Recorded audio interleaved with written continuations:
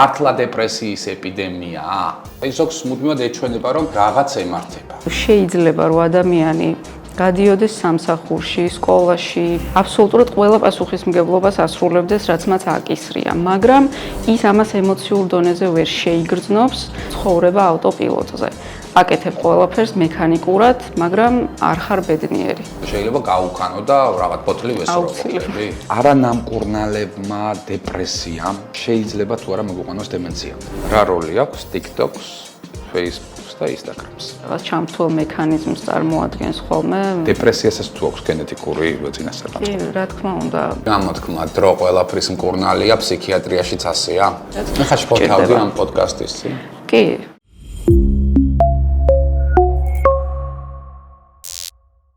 საღამოშვიდობისა, პარასკევის საღამოა და დღეს ვფიქრობ ძალიან საინტერესო თემით შედის ჩვენი პოდკასტი. დღეს ჩვენ ვისაუბრებთ ისეთ თემებზე, რომელიც ძალიან ბევრ ადამიანს აწუხებს ან ერთხელ მაინც გამოუცდია, ეს არის დეპრესია, შფოთვითი აშლილობები და ასევე პანიკური შეტევები. მოკლედ, ვიდრე სტუმარს წარვარდგენთ, მანამდე გთხოვთ, რომ გამოიწეროთ ჩვენი YouTube-ის არხი და ლაიქოთ, ეს ჩვენთვის არის ერთგვარი мотиваცია, რომ ახალ-ახალი საინტერესო თემები წარვადგინოთ ხოლმე. ახლა კი პოდკასტის სტუმარი მურმანიაშვილის სახელობის ბავშვთა კლინიკური საავადმყოფოს ფსიქიატრი თამარ კანდელაკი. თამარ, მოგესალმები, დიდი მადლობა, რომ ხარ დღეს ჩვენი პოდკასტის სტუმარი. საკმაოდ საინტერესო თემებზე ვისაუბრებთ, იმიტომ რომ უყურეთ, აი, სადაც არ უნდა გავიდეთ ხოლმე, ეს იქნება საღამოს, რაღაცა ვახშამზე, მეგობრების წრეში და რაღაცნაირად შეუტონად გადაიქცა, ხომ? აი, როგორ ხარ, რო იკითხები ადამიანს და ხშირად გპასუხობენ, რომ აი დეპრესია მაქვს. ძალიან ბევრი. აი ხა გზაში რომ მოვდიოდი, ვფიქრობდი მაგაზე, რომ ჩემთვისაც რო უკითხავთ, რა მეც დეპრესიაში ცოტა დეპრესიულად ან რაღაც ესე პასუხობს. და ყველას ცხოვრების რაღაც ეტაპზე რაღაცა ტიპის ფსიქიკური ტრიგერები აქვს. ახლა ეს ამბავი გადაჭარბებულია, რომ ყველა რომ ამბობთ, რომ დეპრესიაში ვარ, ყველა რომ ამბობთ, რომ რაღაცა ცუდად არ არის, მართლა დეპრესიის ეპიდემიაა ბრწყალებში? კი ბატონო. მოგესალმებით პირველ რიგში, დიდ მადლობას გიხდით მოწვევისთვის. მართლაც ძალიან მნიშვნელოვანია დღევანდელ დღეს და ზოგადად ჩვენს ეპოქაში ფსიქიკურ აშლილობებზე და ზოგადად პრობლემებზე საუბარი და ჩვენს ეპოქაში 21 საუკუნეში არის თქვათ ასეთი ტენდენცია, როდესაც თქვათ ადამიანი დაახლოებით 1-2 დღის მანძილზე არის თქვათ ცუდხასიათზე, იმიტომ რომ რაღაც ცუდი შეემთხვა, რაღაც ნეგატიური მოვლენები დააგროვა, ესე ვთქვათ, რამდენიმე დღის მანძილზე და ამას ხშირად ეძახიან ხოლმე, რომ აქვთ დეპრესია. ამიტომ აუცილებელი არის, რა თქმა უნდა, მართლაც რომ გავავლოთ, ესე ვთქვათ, ზღვარი, სად არის ნორმა და სად იწყება პრობლემა. ჯერ მხოლოდ თუნდაც შფოთვით რომ დავიწყოთ, შფოთვა ეს არის ჩვეულებრივი ადაპტაციური რეაქცია, რომელიც ევოლუციურად უძველესი დროიდან მოყვება ჩვენ თავის ტვინის სტრუქტურებიდან გამომდინარე და ის არის ერთგვარი მოტივატორი, რომელიც საშუალებას გვაძლევს, რომ ამოვიცნოთ საფრთხე და გარკვეული პრობლემების გადაჭრაშიც გვეხმარება. მაგრამ უყურე, აი, როდესაც შფოთვაზე საუბრობ, თამარ, შფოთვაც არის და შფოთვაც. ხომ, ანუ ეს შფოთვის მექანიზმი ევოლუციის დონეზე ძალიან კარგად განმარტე, მაგრამ არსებობენ ადამიანები, რომლებსაც აყვიატებული შფოთვითი აშლილობები, ეს სიტყვა შეგვიძლია ვიხმაროთ? შფოთვითი აშლილობები აქვს. აი ზოგს მუდმივად ეჩვენება, რომ მის შვილს რაღაც ემართება. და აი თვალებს ხუჭავს, თვალებს აღებს და სულ რაღაცა ცუდ წარმოიდგენს ხოლმე, ხო? ან ვინმე ობიექტზე, ან თქვა სამსახურეობრივ ნაწილში, ხო, აი ადამიანებს კი შეიძლება რაღაცა რისკების იდენტიფიცირებას ახდენენ, მაგრამ აი ეს შფოთვის ობიექტი ძალიან მძაფრად შეიძლება იყოს ხოლმე წარმოჩენილი, რომელიც ყველა ადამიანს მოსვენებას უკარგავს. კი ბატონო. ზუსტად ეს არის მდგომარეობა, როდესაც ჩვენ უკვე შეგვიძლია დავარქვათ სახელი, რომ გვაქვს პრობლემა, დიაგნოზი, შფოთვითი აშლილობა, იმ შემთხვევაში, როდესაც შფოთვა არის ინტენსივობით ძალიან მაღალი, დროში გახანგრძლივებული, საკმაოდ ღრმად იჭრება ადამიანის ცნობიერებაში და უკვე ხელს უშლის იმაში, რომ შეასრულოს ყოველდღიური საქმიანობები თუნდაც. ეს არის უკვე დეზადაპტაცია და შფოთვითი აშლილობა. თორემ ის რომ მაგალითად აი სტუდენტს აქვს გამოცდა და უნდა მოემზადოს და ამაზე ღელავს, ამას არ აუშავს, რა თქმა უნდა. ამ დროს პირიქით უფრო მეტად ფხიზელ მდგომარეობაში ვართ და twins შეუძლია უფრო მეტი ინფორმაცია აითვისოს, დაამუშავოს და დაალაგოს იმისთვის, რისთვისაც ხაშფოთავდი ამ პოდკასტის წინ. კი, რა თქმა უნდა, მეც პირადი გამოცდილება მაქვს უფრო სოციალური შფოთვის კუთხით. ამიტომ ზოგადად ვერიდები ხოლმე სასაჯარო გამოსვლას. ეკეთილი. მოდი ისევ დეპრესიას რომ დაუბრუნდეთ. გავრცელებული მოსაზრება არსებობს საზოგადოებაში ის, რომ დეპრესიული ადამიანი რატომღაც უნდა იყოს საწოლზე მიჯაჭვული ადამიანი, რომ ლეთარგიისკენ მიდრეკილი, ძილიანობისკენ მიდრეკილი, რაც თქმა უნდა შეიძლება ძილიანობისკენ მიდრეკილი იყოს, მაგრამ აი თუ მაგალითად ადამიანი იცინის, კომუნიკაბელურია სოციალურ გარემოსთან, მეგობრებთან, თანამშრომელთან ასე შემდეგ, შესაძლებელია თუ არა ასეთ ადამიანს ჰქონდეს ღრმა დეპრესია. კი ბატონო. რა თქმა უნდა შესაძლებელია და დღესდღეობით ძირითადად ესეთ ატიპიურ დეპრესიებთან გვაქვს ხოლმე უმეტესწილად შეხება. კლასიკური დეპრესია, რომელსაც თუნდაც ფილმებითაც ვიცნობთ ხოლმე, მისთვის არის დამახასიათებელი სიმპტომთა ტრიადა. ეს არის აუცილებლად გუნებგანწყობის დაქვეითება და ასევე ფსიქომოტორული შენელება. ანუ რას გულისხმობთ ფსიქომოტორულ შენელებაში? ფსიქომოტორული შენელება გულისხმობს თავის მხრივ აზროვნების, მეხსიერებისა და კონცენტრაციის პრობლემებს, რაც ძალიან ხშირი არის ხოლმე დეპრესიის დროს და შეიძლება პირველი ჩივილი იყოს, რითიც პაციენტი მოგმართავს. მათ გონიათ ხოლმე, რომ ეწყებათ მეხსიერების პრობლემები, ვთქვათ დემენცია, ალცჰაიმერის დაავადება, მაგრამ შემდეგ აღმოჩნდება ხოლმე, რომ ეს არის დეპრესიის სიმპტომი. და მოტორული შენელება ის, რომ ადამიანს არ უნდა, როგორც ახსენეთ, ვთქვათ საწოლიდან ადგომა და არის ემბრიონულ პოზაში თუნდაც. და ტრიადა ახსენეთ და მესამე რა არის? ფსიქომოტორულ შენელება რო ახსენ, ეს არის გაერთიანება ასოციაციური ჯაჭვის, გაწყვეტის და შენელების და მოტორული შეკავების. ასოციაციური ჯაჭვი ეს არის უშუალოდ აზროვნებითი პროცესი. ეს არის კლასიკური დეპრესია, რასაც მეუბნები. ახლა არაკლასიკურზე გადავიდეთ. არაკლასიკური, ატიპიური დეპრესიები არის განსხვავებული იმის მიხედვით, აი ამ ტრიადაში თითოეული კომპონენტი რა სიმძიმით და სიხშირით არის წარმოდგენილი სხვადასხვა ინდივიდში. დღესდღეობით ახლა აღწერითი ტერმინი რო გამოვიყენოთ, არსებობს ესეთი მაღალფუნქციური დეპრესია, რომელიც თქვენ ახსენეთ, ჩვეულებრივ შეიძლება რომ ადამიანი გადიოდეს სამსახურში, სკოლაში, იყოს სტუდენტი, თქვათ მუშაობდეს, ოჯახშიც ჰქონდეს ჩვეულებრივი ურთიერთობები და აბსოლუტურად ყველა პასუხისმგებლობას ასრულებდეს, რაც მას აკისრია, მაგრამ ის ამას ემოციურ დონეზე ვერ შეიგრძნობს. არ აქვს იმის უნარი, რომ განიცადოს ეს ყველაფერი და შეიგრძნოს ბედნიერება და ესე ვთქვათ, სიამოვნების შეგრძნება აქვს დაკარგული. ეს არის გამოდის პრაქტიკულად, რომ აი ბჭყალებში რო ვთქვათ, ცხოვრება ავტოპილოტზე. აკეთებ ყველაფერს მექანიკურად, მაგრამ არ ხარ ბედნიერი და უბრალოდ მიედინება ეს ვთქვათ შენი ცხოვრება რა. ვახ, დავფიქრდი რაღაცეებს. რატომ კარგავთ ხოლმე ბედნიერების აღქმის უნარს?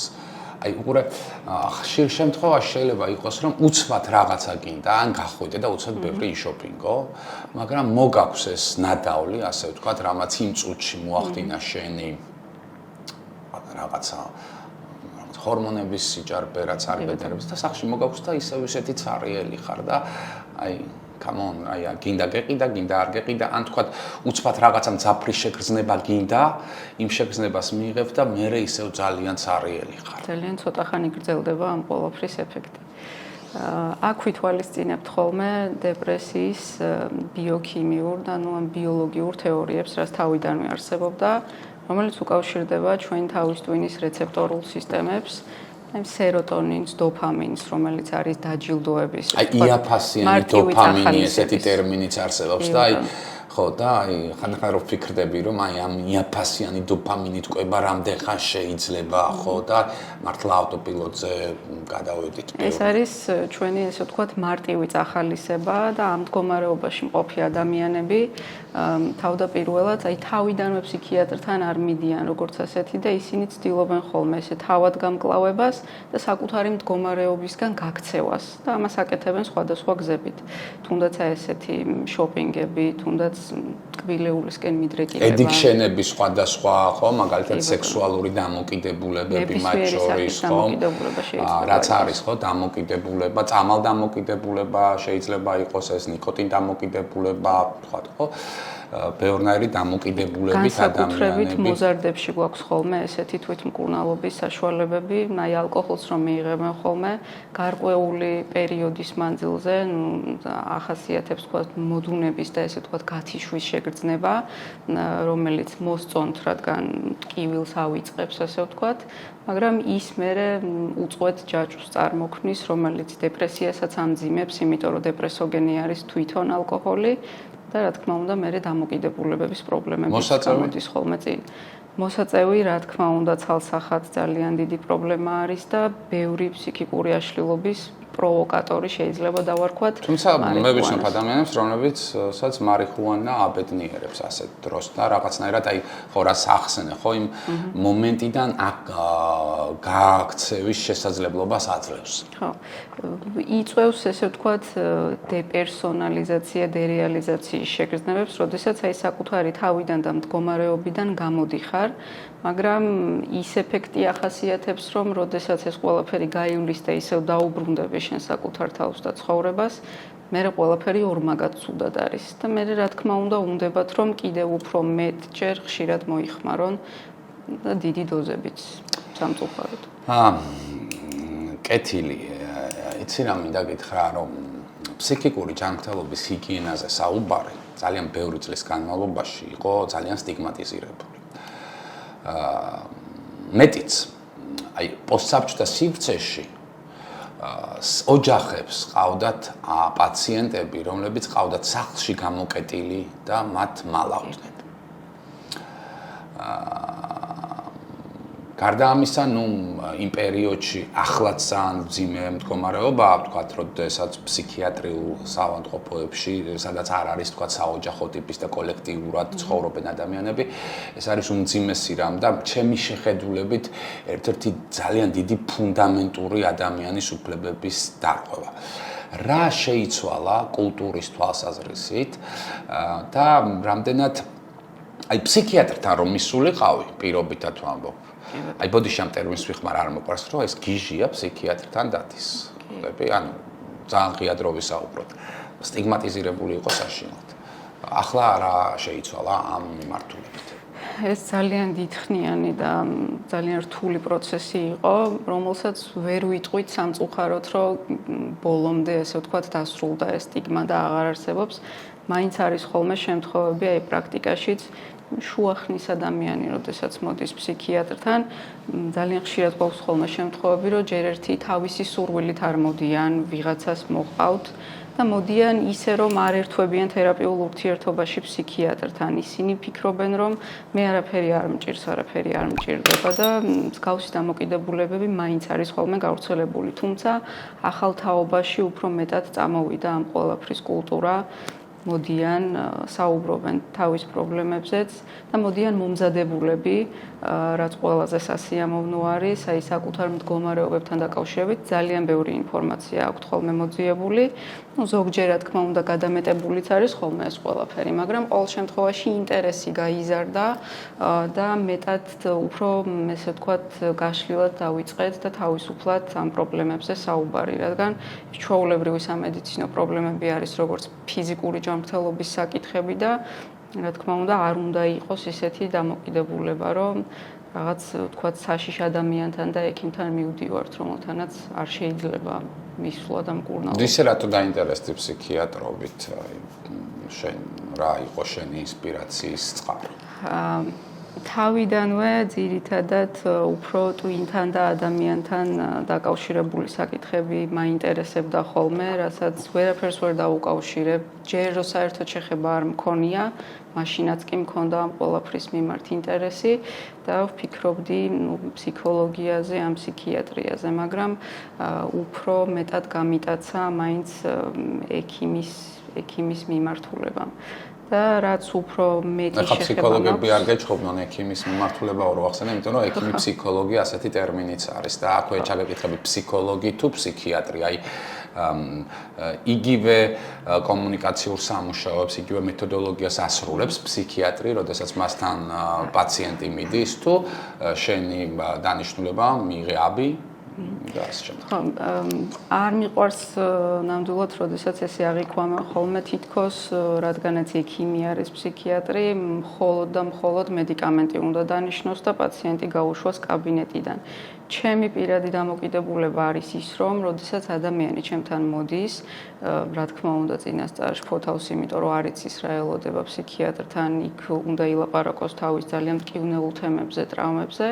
ჩემთვის არის აუცილებელი, რომ აი ჩემი კაბინეტიდან გასული ადამიანი ოდნავ მაინც უკეთესად უნდა იყოს. ცოტა ფსიქოლოგი ხო არა ხარ უკიდრე უფრო ფსიქიატრი შენ? შეიძლება, მაგრამ ფსიქოლოგიც უნდა იყოს გარკვეულწილად ფსიქიატრი, იმიტომ რომ ადამიანს ისე ვერ დაიყოლიებ მკურნალობაზე და თან მით უმეტეს აუცილებელია, რომ ჩამოაყალიბო მასთან რაპორტი, ანუ ეს თერაპიული ურთიერთობა, იმიტომ რომ თუ არ გენდობა პაციენტი, ფსიქიატრია ისეთი სფეროა, რომ უბრალოდ დაიკარგება ის წავა შენგან და აღარ მოვა. შეიძლება ხელი ჩაიქნიოს საერთოდ.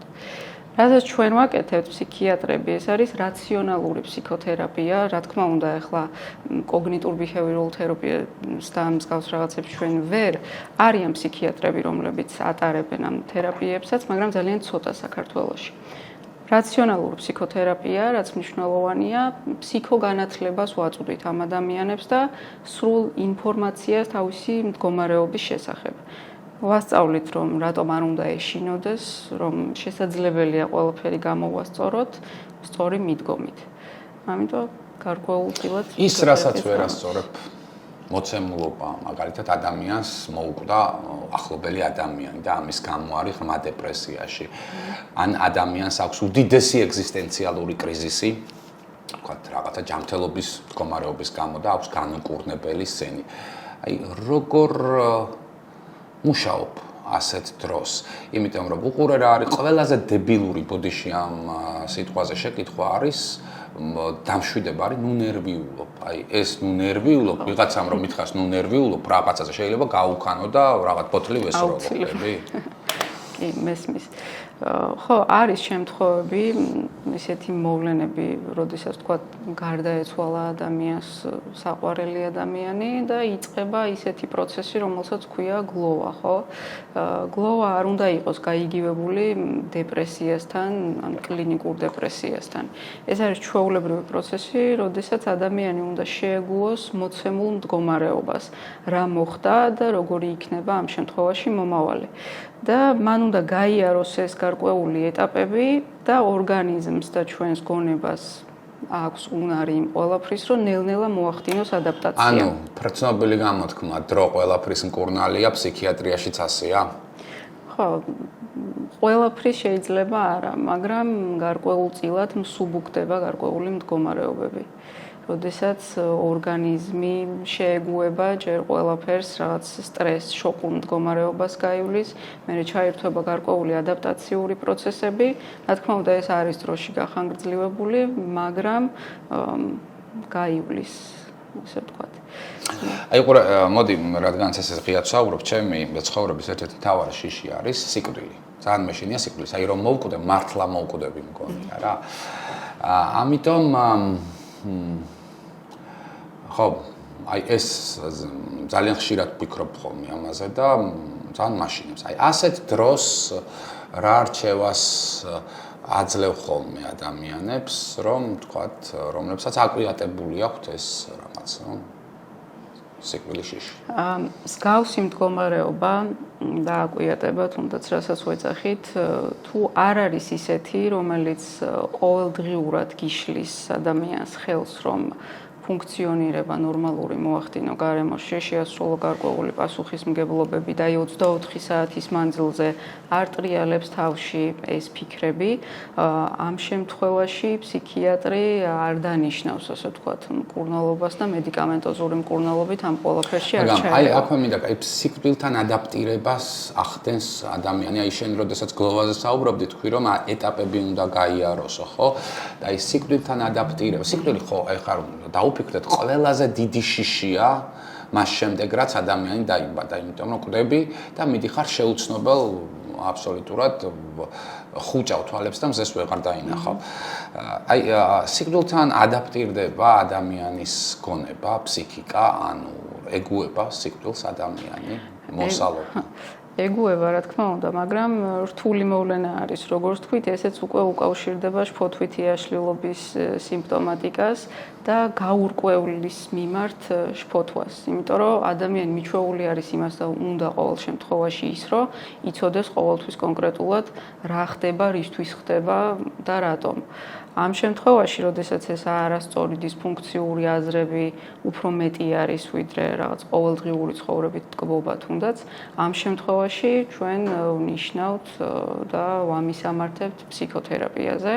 ზოგიერთი ადამიანი სკეპტიკურად არის ხოლმე განწყობილი ფსიქოთერაპიის მიმართ, მაგრამ კოგნიტურ-ბიჰევიორული თერაპია, რაც აქამდეც ვახსენე, კოგნიტურ-ქცევითი თერაპია, ეს არის საკმაოდ ეფექტური, ფაქტობრივად ოქროს სტანდარტი არის ასეთ შემთხვევებში, რომელიც მტკიცებულებებზე არის, რაც მთავარია, დაფუძნებული. და ასევე გვაძლევს იმას, რომ მედიკამენტებთან შედარებით ძალიან ხშირად უფრო ხანგრძლივ შედეგს გვაძლევს ხოლმე. აი მივახციეთ რემისიას, მოუხსენით სიმპტომატიკა, რაც აწუხებდა პაციენტს და უფრო დიდი ხნის განმავლობაში შეიძლება იყოს აი ამ რემისიურ მდგომარეობაში. ისევ სიკვდილის თემას მინდა დაუბრუნდე, აი და შიშს, ხომ? თქვით რომ ანუ კაცობრიობის ყველაზე დიდი შიშია. აი მე პირადად ერთი დებილობა უნდა ვთქვა, დებილობა დღეს ორჯერ ვიხმარე ამ პოდკასტში, ხო ცუდია, იმედია მომიტევებს მაყურებელი. ნუ სისულელე უნდა ვთქვა, აი ჩემთვის თუ იქნება ჩემი ცხოვრების აღსასრული, მე მინდა რომ დემენციით გავიდე ამ ცხოვრებიდან, პირადად მე არჩევანი რო იყოს რითი გინდა რომ გარდაიცვალო, დემენციით, იმიტომ რომ მინდა დავკარგო შიში სიკვდილის. ძალიან არაჯანსაღ რამეს გეუბნები. ცალსაღად არაჯანსაღს ვერ დავარქმევთ, იმიტომ რომ ნუ ყველა ადამიანის გადმოსახედიდან ინდივიდუალური დამოკიდებულება აქვს. აი წარმოიდგინე რომ მაგარია, როდესაც შენ წარსულცნობიერებას კარგავ, ყველაზე დიდ შიშს იმარჯვებ, იმით რომ აღარ იცი. კიდევ ის არის დამახასიათებელი, ესე ვთქვათ, მეხსიერების რიბოს კანონის მიხედვით დაკარგვა, რომელიც იმას გულისხმობს, რომ ჯერ მუშა მეხსიერება ითიშება ხოლმე, ანუ ახალის დასწავლის პრობლემა იქნება და ეს წარსულის მოვლენები. ანუ სიკვდილს მაინც გავიხსენებ? მაინც გავიხსენებ. ხო, ეგეთი დემენცია მაშინ არ მინდა. ნელ-ნელა მიდის ხოლმე უკან მიმართულებით. ასე რომ აი წარსულის გამოცდილებები, აზრები, გრძნობები მაინც თითქმის ბოლომდე ინახება ხოლმე. მე მინახავს დემენციანი ადამიანი, რომელსაც მაგალითად აი საჭმელს როდესაც უდებდი, აი კოვს იღებ და უბრალოდ არ იცოდა ამ კოვზით რა უნდა ეკეთებინა. ხო. და ხო აი ძალიან ძიმია დემენციის ყურება და განსაკუთრებით ძალიან დიდი ტვირთია იმ ოჯახებზე, სადაც ასეთი ადამიანია, იმიტომ რომ ეს ადამიანები სულ იკარგებიან და რატომ აქვთ იცი რაღაცებს მალავენ, სულ გონიათ რომ ვიღაც რაღაცას პარავს, ან წამალს რომ აძლევ, გონია რომ ამ წამალს ატყუებ, ან წამლავ მათ. აი ყველას ფაქტობრივად ერთი და იგივე შიშები აქვთ. უცნაურია, მაგრამ რატომღაც დადგენილი არის კიდევაც, რომ სპეციფიკური ნიშანი არის, შესაძლებელია დემენცია დაიწყოს ისე შემპარავად, რომ ვერ მიხვდნენ, იმიტომ რომ თავიდანვე მეხსიერების პრობლემებით შეიძლება არ დაიწყოს. ამ ადამიანებს ახასიათებთ ხოლმე გარკვეულწილად შემგროვებლობა, უჩნდებათ ხოლმე ეჭვები, რომ აი სახლიდან რაღაცას მპარავენ, მეზობელი რაღაცას მპარავს, ვიღაცები რაღაცას მიწყობენ, ცუდს. და ეს აი სტატისტიკურად რომ დავუკვირდეთ, ძალიან ბევრს დაახლოებით, რა ვიცი, შეიძლება 70%-მდე დემენციის მქონე პაციენტებს ეს ნიშნები თითქმის ყველას აქვთ. და ტვირთი რაც ვახსენეთ, მხოლოდ დემენცია არა, იდეაში ჩვენი შფოთვითი აშლილობების და დეპრესიაც რო ავიღოთ, მთელი მსოფლიოსთვის ძალიან დიდი ტვირთი არის. ოჯახებისთვისაც, ჯანდაცვისთვისაც და ასე შემდეგ. ეს არის ახალგაზრდა და დემენციის ასაკი? ცალსახად ვერ ვიტყვით ამ ყველაფერს, მაგრამ დღევანდელ დღეს არის ისეთი ტენდენცია, რომ პრაქტიკულად ყველა დაავადებას ახასიათებს ეს ტენდენცია. კეთილი, მაშინ ესეთი შეკითხვა მინდა დაგისვა, არანამკურნალებმა დეპრესიამ, არანამკურნალებმა შფოთვითმა აშლილობამ შეიძლება თუ არა მოგვიყვანოს დემენციამდე. პირდაპირ კავშირს ვერ გავავლებ, რა თქმა უნდა, ამ ყველაფერთან, მაგრამ დეპრესიამ, მძიმე დეპრესიამ, რომელიც ქრონიკულად, რა ვთქვათ, რამდენიმე წელი მიმდინარეობს და არანაირი ჩარევა არ გვაქვს, იწვევს ფსევდოდემენციისათვის დამახასიათებელ ნიშნებს. მე ვახსენე, რომ მას ახასიათებს ხო ეს ასოციაციური პროცესების შენელება და იმდენად მძიმდება ეს კონცენტრაციის ყურადღების პრობლემები, რომ ადამიანის შეთვისების უნარს კარგავს და შეიძლება დემენციისათვის დამახასიათებელი მსგავსი ნიშნები და სიმპტომატიკა მომცეს. შფოთვით აშლილობას უფრო მეტად ახასიათებს ხოლმე ფიზიკური დაავადებების მიმიკრია, აი განსაკუთრებით გულსისხლძარღვთა და კუჭნაწლავის სისტემასთან აქვს უფრო მეტად კავშირი. შეუძლია უკვე არსებული დაავადებების გამწვავებაც და უშუალოდ მათი გამოწვევა. გულსისხლძარღვთა ინფარქტი შეიძლება გამოიწვიოს და ვთქვათ გულსისხლძარღვთა უკმარისობა და ასევე ვთქვათ ყაბზობა ან დიარეა ან სტრესულ წყურვებსაც რო იძახიან ხოლმე და განსაკუთრებით აქტუალური არის IBS-ი გაღიზიანებული ნაწლავის სინდრომი რო ეძახით ხოლმე. ესენი ძალიან ხშირად გვაქვს. გასაგები, აი იცი რა მინდა გკითხო. ძალიან ბევრი მსოფლიოში ცნობილი კამპანიები ფსიქიკური ჯანმრთელობის შესახებ ტარდება ხოლმე. საქართველოში სამწუხაროდ მსგავსი ტიპის კამპანიები არასდროს არ ტარდება და ადამიანებს თუნდაც ოფისებში, თუნდაც შრომითი კონტრაქტების დროს აი მათ ფსიქიკური ჯანმრთელობის, ფსიქიკური ჰიგიენის პრობლემებზე, მაგალითად ოფისში მუშაობს სადღაც ხომ ძალიან დიდი ემპათიით ეკიდება ერთი კოლეგა მეორე კოლეგის აი ასეთ ძიმე ფსიქოემოციურ ფონს, ხო? საქართველოში ეს კულტურა მაინც არ არის. არც შრომით ხელშეკრულებებში მსგავსი რამე არ არის და HR-საც რო დაელაპარაკო რომ რაღაც დეპრესია მაქვს და სამსახურში ვერ დავდივარ, ცოტა შეიძლება გითხრას რომ ეხლა აზაზე მოდი ცოტა და შენ თავი აიღო. და კიდევ ძალიან დიდი მნიშვნელობა აქვს რომ ადამიანს რომელსაც უჭირს, ხო? მას ყავდეს ვიღაც ისეთი ადამიანი რომ მოусმინოს რომ მიიღოს მისი პრობლემები, ხო? აი რამდენად რთულია ხოლმე ასეთი ადამიანის პოვნა, იმიტომ რომ მუდმივად რომ უსმინო ესე რაღაც ადამიანს მეორე ადამიანისთვისაც რთულია. აი ეს კულტურა რომ ურთიერთდახმარების კულტურა რამდენად შემოვიდა საქართველოში. სამსახურებთან დაკავშირებით, რა თქმა უნდა, დაგეთანხმებით და სამწუხაროდ ამ მიმართულებით ჯერჯერობით არანაირი პროგრესი პრაქტიკულად არ გვაქვს. მომხრე ვარ, რომ იყოს სამსახურებში თვითონ პერსონალისთვის, თქვათ, ფსიქოლოგი, რომელიც გარკვეულ სიტუაციებში მათ გაუწევთ ხოლმე დახმარებას, მით უმეტეს ჯანდაცვის სისტემაში, იმიტომ რომ ექიმები, ექთნები და ზოგადად მთლიანად სამედიცინო პერსონალი ძალიან გადატვირთული და ემოციური გადაწვა და აბსოლუტურად ყველაფერი ძალიან რთული არის, კარგი იქნებოდა. რაც შეეხება ურთიერთდახმარებას და მხარდაჭერას ზოგადად სოციუმის, ამ მიმართულებით უფრო მეტად კარგისკენ მივდივართ რა. იმიტომ რომ აი ოჯახებიც ახლა ჩემთან რომ მოდიან ხოლმე პაციენტები, ახალგაზრდებს მოყვებიან ხოლმე მაგალითად მშობლები, ნათესავები, თუნდაც მეგობრები, რომლებმაც აი თავად მათ შენიშნეს, რომ ვერ იყო რაღაც მათი მეგობარი კარგად, რომელსაც სჭირდებოდა დახმარება, იმიტომ რომ დეპრესიაში ან შფოთვაში მყოფი ადამიანი შეიძლება ვერ იაზრებდეს ბოლომდე თავის მდგომარეობას და იმდენად დაცვით მექანიზმებში იყოს ჩაძირული, რომ აღარ უნდოდეს, თქვათ, აი ამ დისფუნქციური კომფორტული ზონიდან გასვლა.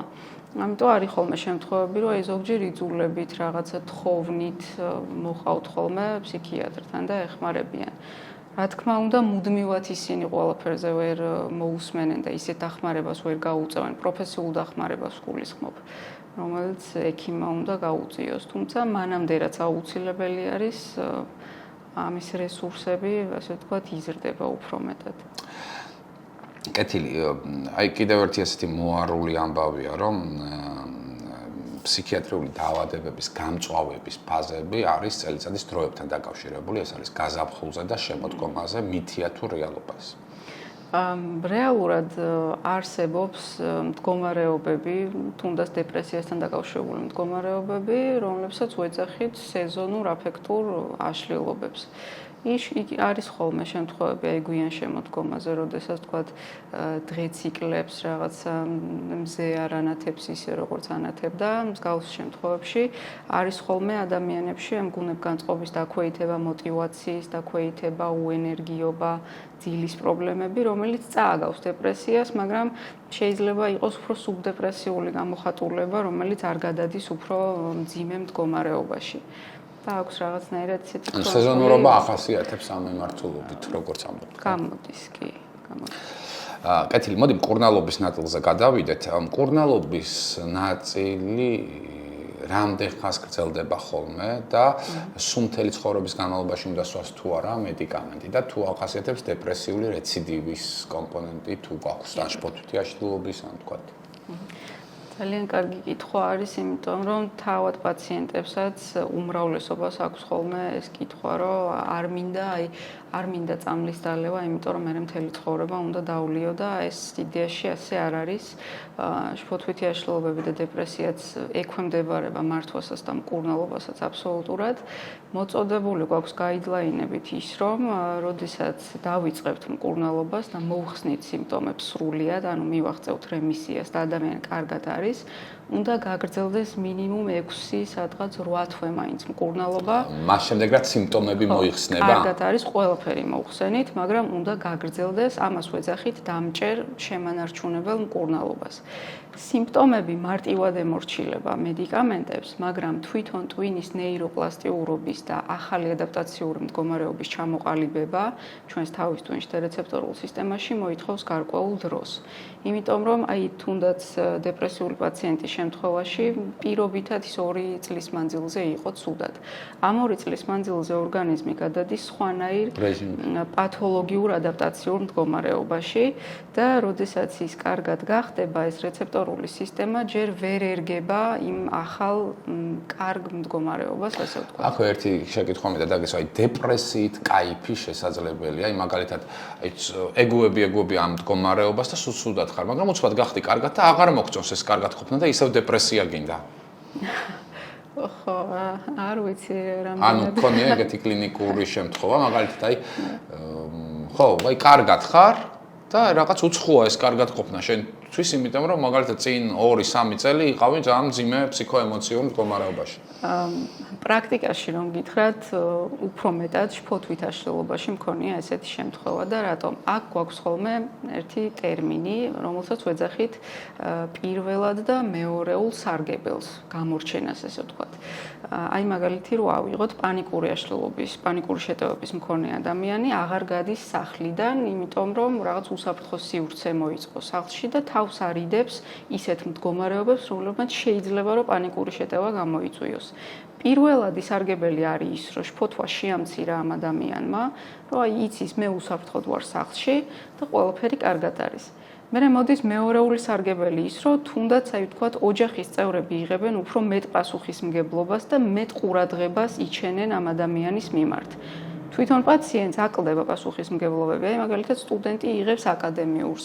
ადამიანი დასრული ადამიანი ვთქვათ მოდის სამსახურიდან და მას ბევრი რაღაცები აღარ მოეთხოვება, იმიტომ რომ აი მე ცუდად ვარ, არ შემიძლია, ამიტომ. აი ეს ეფექტი არის ხოლმე ზოგჯერ, რომ მერე აღარ უნდათ ამ ყველაფრის ერთად დაბრუნება და ახალი პასუხისმგებლობების აღება. იშვიათად, მაგრამ არის ხოლმე. ცუდია ეს თუ კარგი? უფრო მეტად ცუდი. უფრო მეტად ცუდი. მოდი ის მკურნალობას რომ დაუბრუნდეთ. ფსიქოტროპული მედიკამენტები, ესე მარტივი მედიკამენტები არ არის, ხომ? ანუ ხშირად როდესაც თუ დანიშნულია ადამიანის ეკრძალება, საჭის მართვა, ვთქვათ, შეიძლება კი არსებობს დღის და ღამის ტრანკვილიზატორიც, რომელიც ვთქვათ, შეიძლება დღის განმავლობაში მიიღო და სედაციისკენ მიდრეკილი არ იყოს, თუმცა მაინც რაღაც გარკვეული ტიპის შეზღუდვებს უწესებს ხოლმე ადამიანს და ამდენად არის ის მიჩვევადი და მე რამდენიმე მედიკამენტზე მინდა გკითხო, ძალიან ბევრი ავტორიტარული კვლევა გამოიცა, რომ მაგალითად რაღაცა ტიპის ფსიქოტროპულ მედიკამენტს ნიშნავდნენ და ამ დანიშნულ ადამიანებში მკურნალობის პირველ ეტაპზე გაიზარდა სუიციდის შემთხვევები. ყ-ზე იწყება ერთ-ერთი მედიკამენტის სახელი, რომელიც ასევე საქართველოში ძალიან აქტიურად ინიშნებოდა ხოლმე. კი ბატონო, ხო, ესეც არის ხოლმე დამოკიდებულების რისკზე საუბარი. აქ ცალსახად უნდა ვთქვათ ერთი რამ, რომ ანტიდეპრესანტების ჯგუფებს უშუალოდ რასაც პირველი რიგის მკურნალობად ვიყენებთ ხოლმე, როგორც დეპრესიის, ისე შფოთვითი აშლილობების დროს, ფიზიკურად ბიოქიმიურ დონეზე არ ახასიათებს დამოკიდებულების განვითარება. პრაქტიკულად ეს ეფექტი მათ არ აქვთ. ფსიქოტროპულებს დღეს რასაც ეძახიან, უპირატესად ბენზოდიაზეპინების ჯგუფზე არის ხოლმე ლაპარაკი. ეს მართლაც არის ის პრეპარატები, რომლებიც საკმაოდ მოკლე დროში იწვევენ ფიზიკურ დამოკიდებულებას და რომელიც საკმაოდ მძიმე მოსახსნელია შემდგომში, ძალიან შეიძლება ნამდვილ ნარკოტიკს უფრო მარტივად დაანებოთ თავი, ვიდრე აი ამ სააფთიაქო ნარკომანიას, რასაც ვეძახთ. მოხსნის სინდრომი, მისი მართვა საკმაოდ რთული არის ხოლმე, იმიტომ რომ პრაქტიკულად გაორმაგება ხდება იმ სიმპტომების, რაც მანამდე აწუხებდა ხოლმე ადამიანს. ამიტომ გვაქვს ესეთი მითითება და ესეც ვიქცევით, რომ ასეთი ტიპის მედიკამენტები მწვავე შემთხვევებში შეიძლება რომ გამოვიყენოთ, მოკლევადით ალბათ. 2-3 კვირაზე მეტი არ უნდა დანიშნო. არის ასევე ალტერნატივები, არაბენზოდიაზეპინური, ანქსიოლიზური, ანუ შფოთვის მომხსნელი საშუალებები, რომლებსაც ვიყენებთ ხოლმე. იმ შემთხვევაში, თუ არ არის ეხლა ექსტრემალური სიტუაცია და მაინც და მაინც ის პრეპარატი არ მჭირდება. ცალსახად იმას ვამბობ, რომ ანტიდეპრესანტებს მსგავსი ეფექტები არ აქვს. აი სუიციდზეც კითხე. და რამდენად ექიმი, როდესაც მკურნალობას ნიშნავს, რამდენად მნიშვნელოვანია განსაკუთრებით მკურნალობის დაწყების პირველ ეტაპზე პაციენტის მუდმივი მონიტორინგი. ანტიდეპრესანტებს გარკვეულ ჯგუფს უფრო მეტად ახასიათებს ამბობენ ხოლმე, რომ პირველ 2-3 კვირაში შეიძლება შფოთვითი სიმპტომატიკა უფრო გაიზარდოს და წამოვიდეს სუიციდური აზრები. მსგავსი შემთხვევები უფრო მეტად გვაქვს ხოლმე მოზარდებში. მაგრამ ზრდასრულებშიც შეიძლება, ადრეულ ასაკზე მაინც აი 18-დან სადღაც 25 წლამდე რო ავიღოთ სტანდარტულად. ამიტომ მუდმივად ვაფრთხილებთ ხოლმე ამ ყველაფრის შესახებ. არ შეიძლება პაციენტისთვის არანაირი ინფორმაციის დამალვა, რაღაც შეფარვა. მასაც და მის მშობელსაც, მეგობარსაც, ვინც იქნება მასთან ერთად, რომ უმჯობესი არის აი ამ 2 კვირის მანძილზე მის გარემოცვაში იყვნენ, მარტო არ დატოვონ. ასევე აუცილებელი არის ექიმის ჩართულობაც და ექიმთან კონტაქტი საჭიროების ამებრ. თუ იქნება რაიმე პრობლემა, რაიმე ესეთი გვერდითი ეფექტი, რომელიც ძალიან აწუხებს და ვერ უძლებს. ეს კონტაქტი, საუბარი ყოველთვის გვაძლევს ხოლმე იმის საშუალებას, რომ მკურნალობა გაგრძელდეს, პაციენტმა თავად არ მოხსნას მედიკამენტი და არ გამოიწვიოს მერე კიდევ უარესი შედეგები, რაც ხშირად. ეხლა ძალიან მნიშვნელოვანი რამე თქვი შენ, იმიტომ რომ ხო, ანუ მკურნალობის დანიშნას განსაკუთრებით პირველ ეტაპზე ჭირდება ძალიან სკრუპულოზური და მისთი მონიტორინგი, რომ უფრო რთულ გართულებამდე არ მივიდეს ადამიანი. როდესაც ფსიქიკური აშლილობის სხვადასხვა ფორმაზე ვსაუბრობთ, ამ სურათში რა როლი აქვს TikTok-ს, Facebook-ს და Instagram-ს?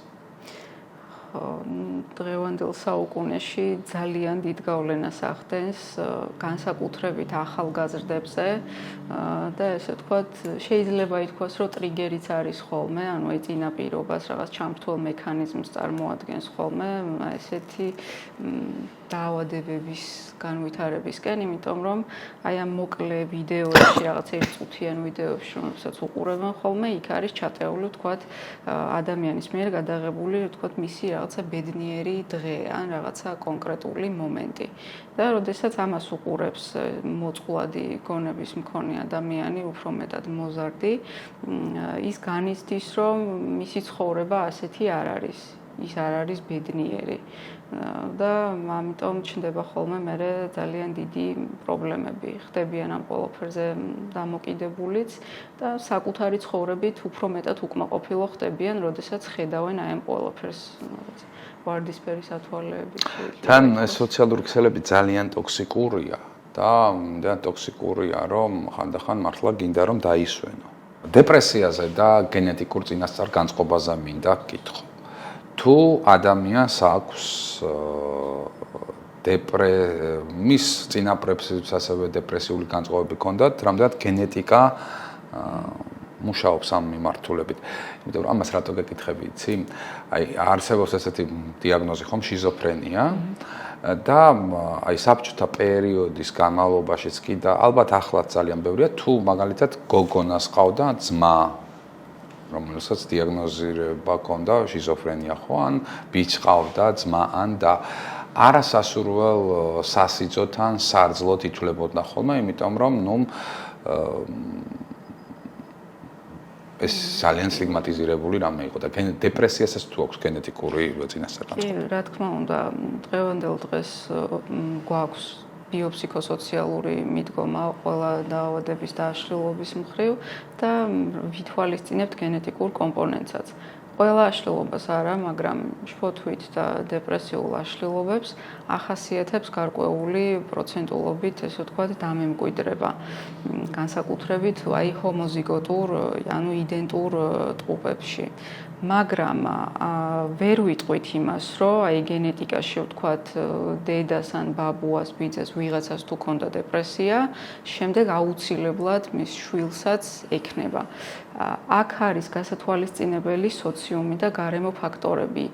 სოციუმი, სადაც იზრდება ადამიანი. იმიტომ რომ შეიძლება მის დედას ან რომელიმე ოჯახის წევრს ქონდა მსგავსი პრობლემა, მაგრამ ის გაიზარდა ისეთ გარემოში, სადაც უყვართ, სადაც არ უწევს რაღაცაზე ნერვიულობა, არის მშვიდად, არის ბედნიერი.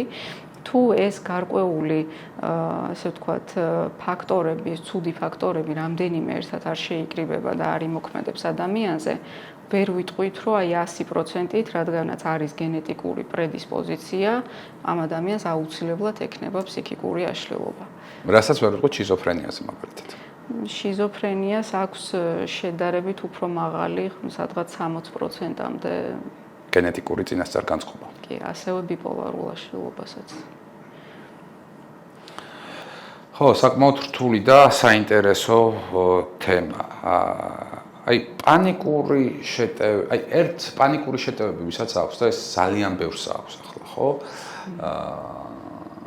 აი რა გაქვს ხოლმე პირველი რჩევა ამ ადამიანისთვის, როცა მას ეს შეტევა ეწყება და საკმაოდ რთულია ხომ გულისცემა ჩქარდება ამ დროს, ხელები გიბუჟდება, გული მიგდის გონია რომ მკვდები და ესე უცბად შეიძლება სიხარ და უცბად გეწყება ეს და ძალიან რთულია ისეთი რჩევა მისცი ადამიანს, რომელსაც აი მარტივად რაღაც ერთ-ორ დღეში გამოიყენებს, მაგრამ რასაც ჩვენ ვასწავლით ხოლმე და რეალურად მართლა მოქმედებს, ეს არის რელაქსაციური ტრენინგები, აი ეს სუნთქვითი ვარჯიშები, რასაც ვიძახით ხოლმე.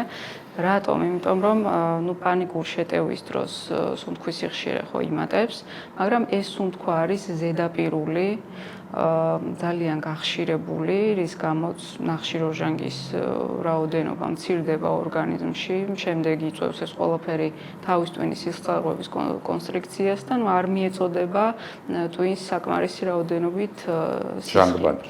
და ამ ყველაფრის ფონზე ვითარდება აი ეს სიცარიელის განცდა რო აქვთ ხოლმე თავში და დეპერსონალიზაციის განცდა.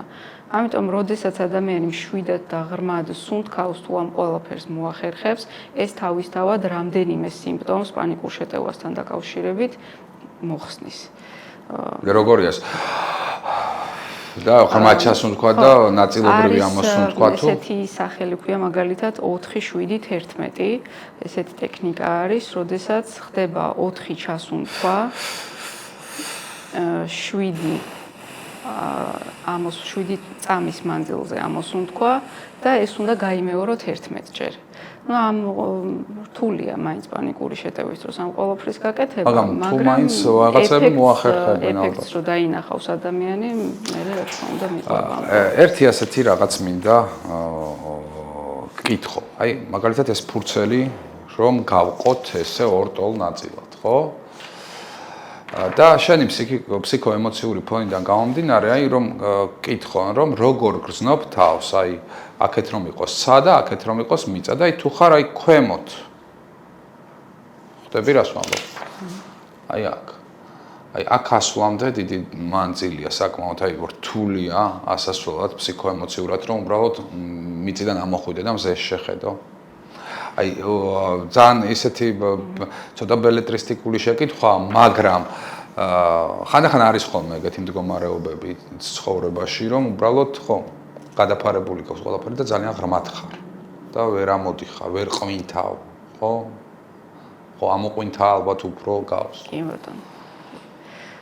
ხო, ну იდეაში რომ დავფიქრდეთ, ბევრი რამ არ ჭირდება ადამიანს იმისთვის, რომ მაინც და მაინც ძალიან ბედნიერად და გაბრწყინებულად იგრძნოს თავი. ეს არის გარკვეულწილად მშვიდი გარემო, კარგი ოჯახი, მოსიყვარული, ასე ვთქვათ და საკუთარი თავის პოტენციალის, ასე ვთქვათ, რეალიზება. თვითშეფასებას გულისხმობთ ალბათ, ხო?